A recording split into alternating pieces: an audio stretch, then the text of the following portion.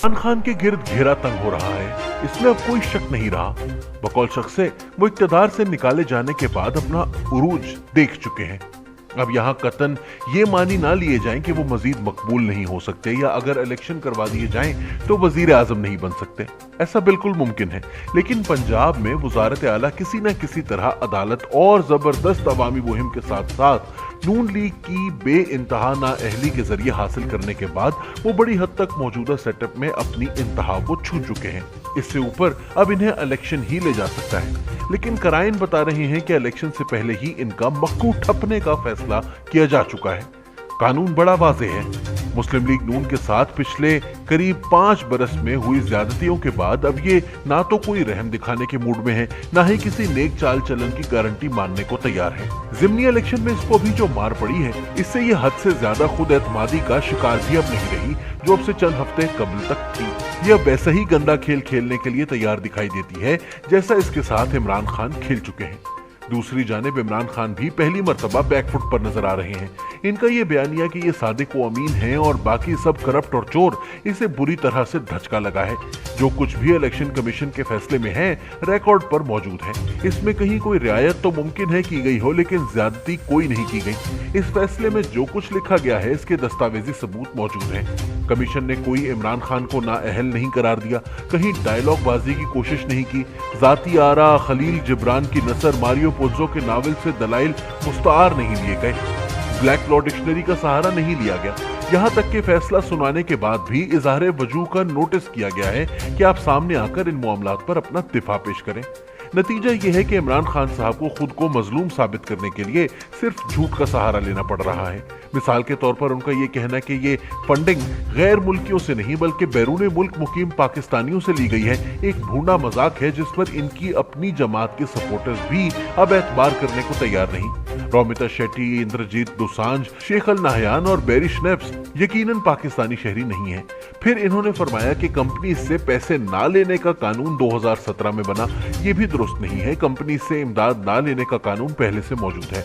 एक जगह अपनी तकरीर में उन्होंने दावा किया कि उम्मे हरीम को ये तो पता चल गया कि आरिफ नकवी ने दुबई और इंग्लैंड से 2 मिलियन हमारे लिए इकट्ठे किए, लेकिन उम्मे हरीम को ये पता नहीं चला कि नवाज शरीफ को आरिफ नकवी ने 20 मिलियन दिए। जिधर उसने $20 बिलियन नवाज शरीफ को और शहबाज शरीफ को उसी आर्टिकल में लिखा हुआ है। वो जो दिया था वो मैं हैरान हूं कि उम्मे हरीम को उस चीज का पता नहीं चला। उसको ये तो पता चल गया कि इन्होंने पैसे इकट्ठे करके $2 मिलियन दिए हैं तहरीक इंसाफ को, लेकिन जो इनको रिश्वत के पैसे दिए थे इन 2 भाइयों को 5 अरब रुपया, वो तो किसी को नहीं पता चला। पहली बात तो यह है कि यह मामला इलेक्शन कमीशन के सामने नहीं था।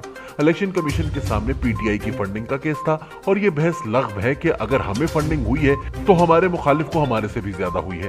पीटीआई को अपना जवाब देना है। दूसरी बात यह है कि नून लीग को आरिफ नकवी की जानिब से पैसे दिए जाने का मामला पहली मर्तबा गुज़िश्ता हफ्ते फाइनेंशियल टाइम्स की खबर में सामने आया और नून लीग की जानिब से इसकी तरदीद कर दी गई, जो इसी खबर में रिपोर्ट भी हो गई। जब शाहजेब खानजादा के साथ इंटरव्यू के दौरान इस खबर के रिपोर्टर साइमन क्लार्क से पूछा गया कि क्या आरिफ नकवी की जानिब से शरीफ बरादरान को ऐसी कोई रकम दी गई थी, तो इन्होंने जवाब दिया कि इन्होंने ऐसे कोई शवाहिद नहीं देखे। इमरान खान के खिलाफ फैसला फाइनेंशियल टाइम्स की खबर में सामने आने वाले हकायक पर नहीं, इससे कहीं पहले जमा करवाई गई दस्तावेजात की बुनियाद पर दिया गया है। उम्मे हरीम माजी में अपने असली अकाउंट से खान साहब के हक में वतो इज्जो मंतशाओ वतो जिल्लो मंतशाओ के ट्वीट्स करती रही है। इस पर तो कभी एतराज नहीं उठाया मौसूफ ने। मुख्तसर ये कि इमरान खान जो कुछ कह रहे हैं वो सिरे से ही गलत है। इन्हें इस फैसले को गलत साबित करने के लिए एक भी पॉइंट मैसर नहीं आ रहा।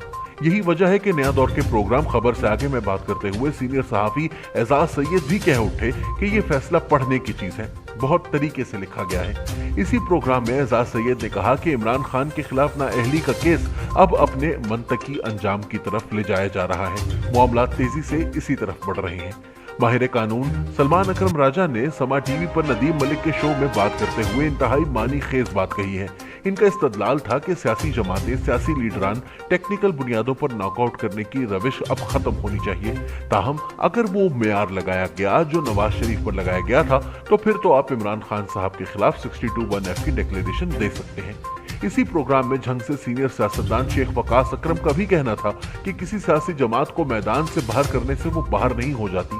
ताहम इस हकीकत से वो भी इनकार नहीं कर रहे कि कानून बड़ा वाज़ेह है। अगर 2 जमा 2 4 वाला हिसाब हुआ तो मामला खान साहब के हक में जाता दिखाई नहीं देता।